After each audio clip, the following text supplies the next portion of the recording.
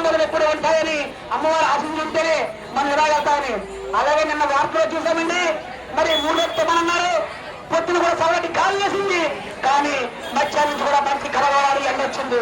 అమ్మ దయ ఉంది కాబట్టి మన పైన ఈ యొక్క కార్యక్రమం చక్కగా జరుగుతుంది. భవానీ భక్తులు విజ్ఞప్తి, ప్రతి ఒక్కరు కూడా ఇంటి ప్రతి ఒక్కరు కూడా ఆనందంగా అమ్మవారి మనసు తెలుసుకోండి, మీకు సర్వభయాలు పోతాయి. అమ్మవారి యొక్క అనుగ్రహం తీసుకోండి, మీకు సర్వ పాపాలు పోతాయి. అలాగే ఈ యొక్క కార్యక్రమం ఇంత గొప్పగా మేము చేశామంటే దానికి కారణం మా గురువర్యులు పత్తి రమణ గురు భవానీ గారు. ఈ యొక్క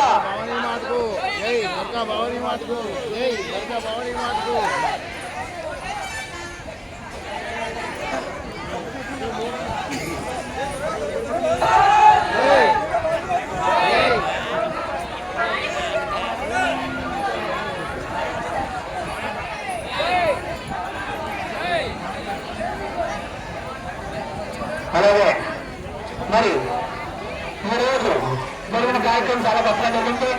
అలాగే మరి రేపు రానున్న 31వ తారీఖు అమ్మవారి యొక్క అధికారం దుర్గాష్టమి, అంటే దుర్గాష్టమి దుర్గ మాత, అంటే దుర్గాలు మనలో ఉన్న దుర్గాలన్నీ కూడా పరిమేసిన